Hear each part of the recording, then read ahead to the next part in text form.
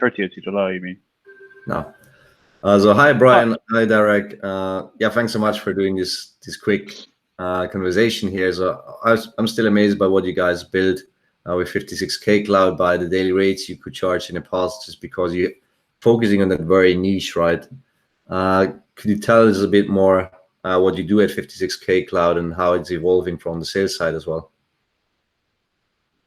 Yeah, so I mean, together with you, Manuel, we've actually built our sales process and extended our sales touch points, because before we're engineers at heart and we have an engineering background, we were focusing more on the engineering side. So now we're actually kind of reshifting our focus to sales, and this has helped us approach customers in a totally different way, allowing us to communicate to the right stakeholders, as well as closing deals. That's the biggest thing. It was like closing deals, closing deals, closing deals. I mean, if you're not closing, you're not working. Yeah, and you told me like was really a good one on closing 5-digit amount by just walking to somebody's office, which was way cheaper than like a lot of emails and PowerPoint and stuff. Like, could you tell me a bit more about that? Yeah, absolutely. So I mean, I was visiting a customer, and it was for another project within this customer meeting. And I thought, you know, you taught us kind of to be a bit more aggressive, not aggressive in the sense of aggressive to people, but more, you know, being proactive, going towards people instead of waiting for leads to come to us.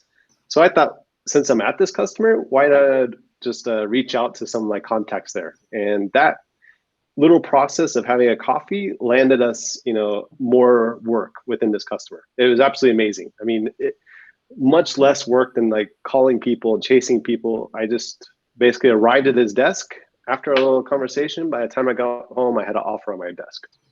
Which is amazing. I'm slightly jealous of that, to be honest, of landing like a 5-digit deal with this. But what else was like the main thing that you kind of took away that you didn't know before?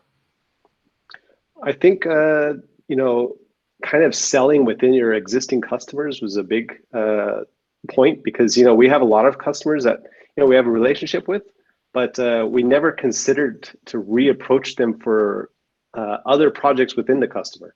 And you know, in this case, this is like a customer that has a lot of projects going, and we weren't involved in these projects. And just by putting ourselves out there, we're now involved in more projects with the same customer. Nice.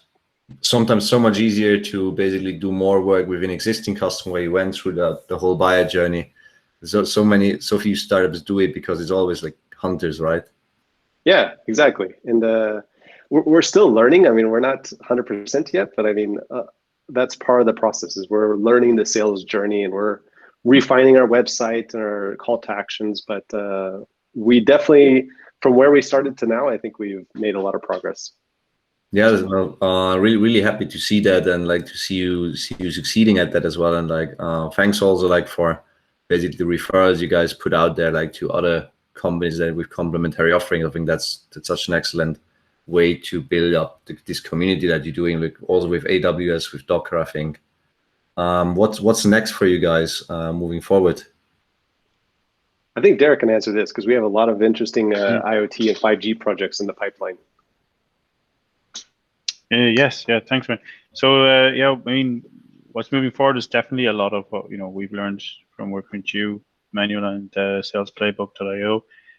It's definitely, you know, I guess I mentioned, you know, we've been predominantly a technical firm, very much led by technical challenges and needs there. A lot of clients, you know, don't really understand that. And one of the whole ideas of when we initially did the branding was that we wanted to promote ourselves as you know, solving in the modern world, you know, your journey to the cloud and everything, but towards the non-technicals, you know. And so I think working on the messaging and everything and the content strategy has helped us so far, you know, achieve that in greater strides than we could alone.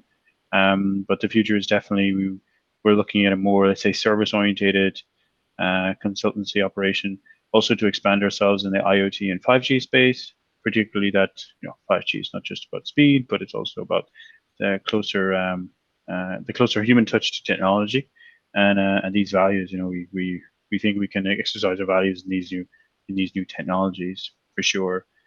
Yeah, I mean, got to talk in a few more months and see where we are. Yeah, definitely. No, thanks so much, guys. Like, really keep up the great work. Thanks, Manuel.